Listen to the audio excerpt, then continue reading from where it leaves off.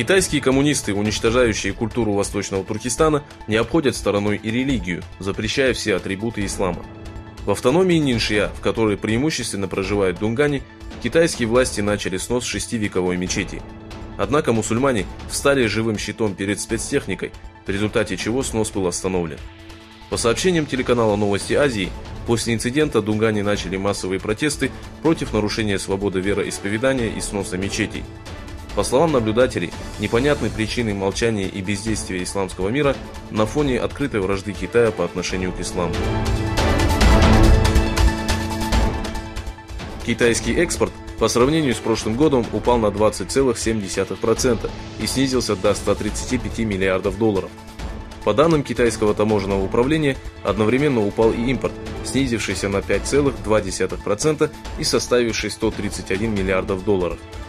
Таким образом, ожидаемый экспортный профицит Китая в 26,38 миллиардов снизился до 4 миллиардов. Япония впервые за 8 лет отправит в Китай военный корабль для участия в праздновании 70-летия со дня создания китайского флота. Министерство обороны Японии заявило, что военный корабль, принадлежащий японским военно-морским силам, возьмет курс на Китай в следующем месяце. Стало известно, что в 22 штатах Венесуэлы регулярно отключается электроэнергия. За последние сутки электричества не было примерно 20 часов, в результате чего Николас Мадуро принял решение о временном закрытии школ и некоторых государственных учреждений. Президент Южноафриканской Республики заявил, что сузит дипломатические отношения с Израилем, притесняющим палестинцев.